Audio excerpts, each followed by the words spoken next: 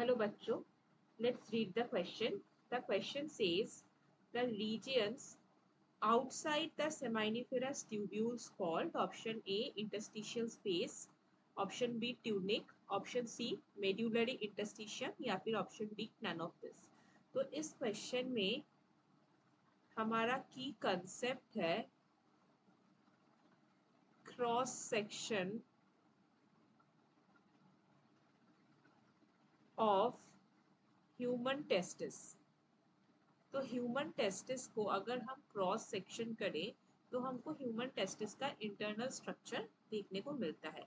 So if we draw one single testis, तो testis के अंदर हमको ऐसे कुछ 250 के around lobules in each testis हमको देखने को मिलता है, right. So these are called testicular lobules,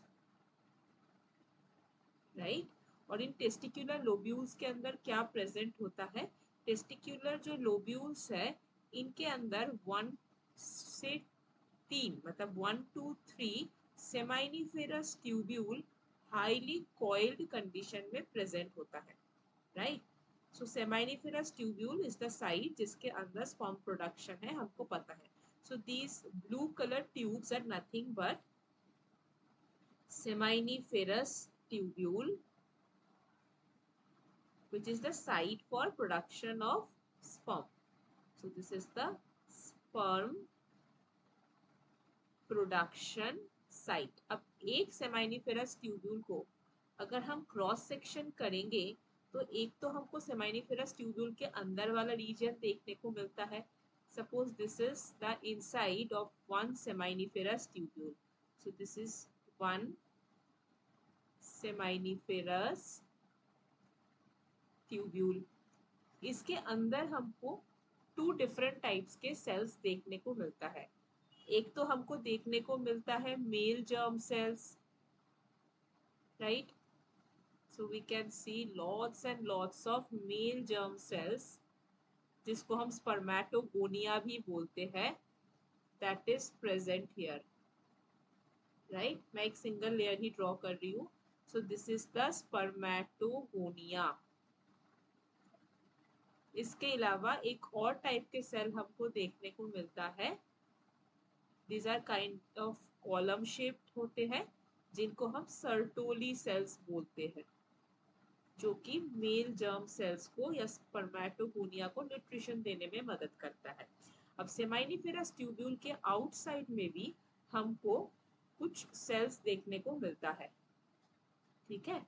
some cells are also present in the outside of the seminiferous tubule. अब इन सेल्स को हम क्या बोलते हैं? इनको हम बोलते हैं इंटरस्टिशियल सेल्स, इंटरस्टिशियल सेल्स या फिर लेडिग सेल्स, राइट. तो इन सेल्स का फंक्शन क्या होता है? This cells they take part in the production of the hormone called testosterone, right. तो यहाँ पे क्वेश्चन में हमको पूछा गया है कि सेमाइनिफेरस ट्यूब्यूल के आउटसाइड रीजन में जो सेल हमको देखने को मिलता है या जो स्पेस देखने को मिलता है उसको हम क्या बोलते हैं? इंटरस्टिशियल सेल इस रीजन में देखने को मिलता है, तो इंटरस्टिशियल सेल इसको हम बोलते हैं. ये हमने ऑलरेडी देख लिया. और जिस स्पेस में ये प्रेजेंट है उस स्पेस को भी हम क्या बोलते हैं? उस स्पेस को हम बोलते हैं इंटरस्टिशियल स्पेस, ठीक है. स्पेस को हम बोलते हैं interstitial space. So that means इस क्वेश्चन में हमारा correct answer is option A, that is interstitial spaces. Tunic के बारे में अगर हम बात करें, सो tunic is nothing but testis के ऊपर जो कनेक्टिव टिश्यू का कवरिंग प्रेजेंट होता है उसमें 3 लेयर्स होते हैं. तो ये जो कनेक्टिव टिश्यू वाला कवरिंग है इसको हम ट्यूनिक बोलते हैं, ठीक है. जैसे कि ट्यूनिका एल्बुजिनिया आपने सुना होगा. फिर मेड्यूलरी इंटरस्टिशियम के बारे में अगर हम बात करें तो मेड्यूलरी इंटरस्टिशियम हमको किडनी में देखने को मिलता है. So we can see medullary